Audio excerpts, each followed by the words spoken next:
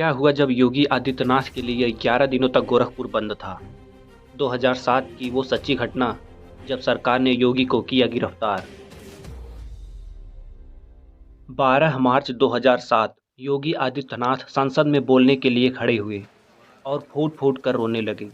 पीछे बैठे सांसद ने कंधे पर हाथ रखा और बगल बैठे सांसद ने रुमाल से योगी के आंसू पोंछे। स्पीकर सोमनाथ चटर्जी ने कहा, योगी जी रोइए मत, आराम से अपनी बात कहिए। रोने के पीछे की वजह गोरखपुर की यह सच्ची घटना जिसमें योगी को 11 दिन तक जेल में रहना पड़ा था। तो आइए आज इसी कहानी के बारे में चर्चा करते हैं। 26 जनवरी 2007 की रात डीएवी डिग्री कॉलेज के परिसर में शादी समारोह आयोजित हुआ था। इस शादी में इस्माइलपुर कोतवाली निवासी राजकुमार अग्रहरि भी शामिल हुए थे। शादी समारोह में उनका कुछ लोगों से रात करीब 1 बजे में विवाद हो गया। दूसरे पक्ष के लोगों ने राजकुमार पर हमला कर दिया। जान बचाने के लिए वे वहां से बाहर निकले। उसी समय कॉलेज के गेट के सामने से मुहर्रम का जुलूस निकल रहा था। राजकुमार भागते हुए जुलूस में घुस गए। उन पर हमला करने वाले युवक पीछा करते हुए जुलूस में आ गए और राजकुमार को मारने पीटने लगे। जुलूस के साथ चल रहे तिवारीपुर थाने के तत्कालीन थानेदार रामजी चौधरी ने राजकुमार को हमलावरों के बीच से निकालकर अपनी जीप में बिठा लिया। कुछ देर बाद हमलावरों ने उन्हें जीप से निकालकर बुरी तरह से पीट दिया। पुलिस ने उनको मेडिकल कॉलेज में भर्ती कराया। वहां दूसरे दिन भोर में लगभग 4 बजे के आसपास उनकी मौत हो गई। राजकुमार के साथ हुई घटना की दोनों समुदायों में अलग अलग प्रतिक्रिया हुई। एक तरफ मुहर्रम जुलूस में शामिल लोगों को लगा हमारे बीच के लोगों की हत्या हुई है, तो दूसरी तरफ राजकुमार से जुड़े समुदाय वालों को लगा कि जुलूस में शामिल लोगों की पिटाई से मौत हुई है। ऐसी अफवाह फैल जाती है। इसे लेकर तोड़फोड़ आगजनी शुरू हो जाती है। इसी बीच 29 जनवरी की रात साइकिल मरम्मत करने वाले राशिद की गोली मारकर हत्या कर दी जाती है। इस मामले में चंदन और सौरभ विश्वकर्मा अभियुक्त बताए गए। राशिद की हत्या के बाद शांत हो रहे शहर का माहौल फिर से गर्म हो जाता है। उस समय के सांसद और वर्तमान सीएम योगी आदित्यनाथ कुशीनगर गए हुए थे। जब उन्हें यह बात पता चलता है तो उन्होंने वहीं से गोलघर के चेतना तिराहे पर धरना देने और जनसभा करने का आह्वान कर दिया।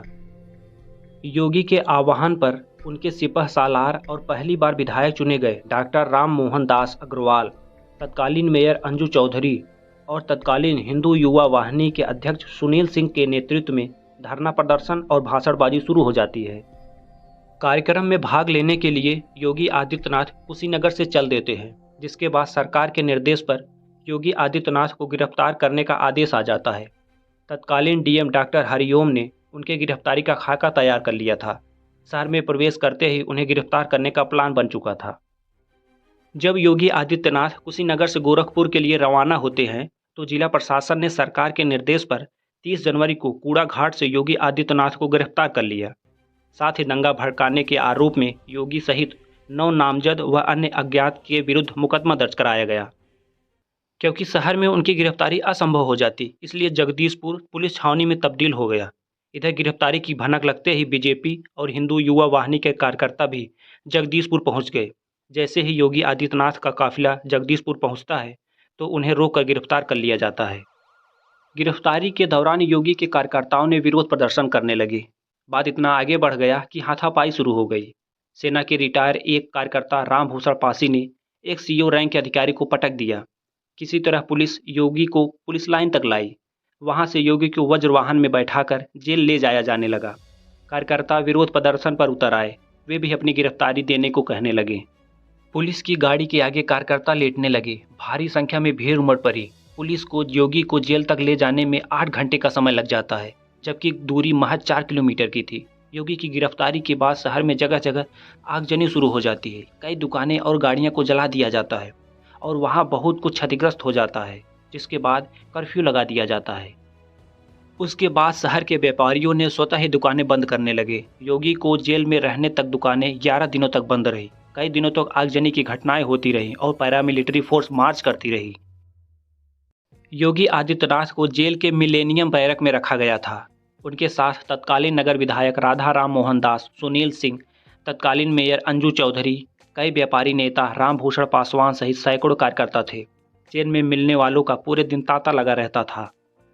योगी से मुलाकात करने वालों की संख्या देखकर जेल में चेकिंग बंद कर दी गई थी। जेल की दीवार को तोड़कर योगी के बैरक तक जाने का रास्ता बना दिया गया था। लोग आते जाते बैरक के बाहर बैठे योगी का पैर छूते और फिर कुछ देर बाद समय बिताने के बाद चले जाते थे। बैरक में भूचा आदि का दौर चल रहा था। आपको बता दूं कि धारा 144 का उल्लंघन और शांति भंग के आरोप में जेल गए योगी को खूब लोकप्रियता मिली। पूर्वांचल के लोग उन्हें जननायक के तौर पर देखने लगे। योगी जेल में थे तो जेल के कैदियों ने भी उनके बैरक में मंदिर जैसा माहौल बना दिया था। मिलेनियम बैरक 7 दिनों तक जप तप और योग साधना का केंद्र बना रहा। लोग योगी का दर्शन करने जेल में पहुंचने लगे। आस्था ऐसी कि जो मिलने जाता वह बाहर आने को तैयार ही नहीं होता था। योगी जेल में भी नियम के बहुत पक्के थे। वे सुबह 4 बजे उठ जाते थे। नित्य क्रिया के बाद योग और फिर स्नान ध्यान करने के बाद ही उनके दिन की शुरुआत होती थी। रूटीन में सुबह 6 बजे बैरक खुल जाता है, लेकिन योगी की भोर में उठने की आदत की वजह से सुबह 4 बजे ही बैरक खुल जाया करता था। इधर मामला को गर्म होता देख माहौल को ठंडा करने के लिए तत्कालीन मुख्यमंत्री मुलायम सिंह यादव ने डीएम हरिओम और एसपी राजा श्रीवास्तव को हटा दिया। हेलीकॉप्टर से नए डीएम राकेश गोयल और एसएसपी एसके भगत को रातों रात गोरखपुर भेज दिया गया। धीरे धीरे मामला ठंडा हुआ। योगी 11 दिन बाद 7 फरवरी 2007 को रिहा हुए, जिसके बाद शहर की दुकानें खुली। उसके बाद योगी ने इस मुद्दे को 12 मार्च 2007 को संसद में भी उठाया और पूर्वाग्रह के तहत गिरफ्तार करने और प्रताड़ित करने का आरोप लगाया। इस दौरान वे संसद में फूट फूट कर रो पड़े थे। तत्कालीन स्पीकर सोमनाथ चटर्जी ने शून्यकाल के दौरान योगी आदित्यनाथ को अपनी बात रखने का मौका दिया था। जेल से छूटने के बाद शहर में सरकार के खिलाफ मशाल जुलूस निकाला गया, जिसकी अगुवाई उस समय के सांसद और वर्तमान सीएम योगी आदित्यनाथ ने की थी। योगी आदित्यनाथ की गिरफ्तारी से बसपा प्रमुख मायावती को फायदा हुआ, क्योंकि मुस्लिम समुदाय ने सरकार से नाखुश होकर बसपा का समर्थन करते हुए मायावती को वोट किया और मायावती 206 सीटें जीत करके पूर्ण बहुमत में अपने दम पर सरकार बनाई।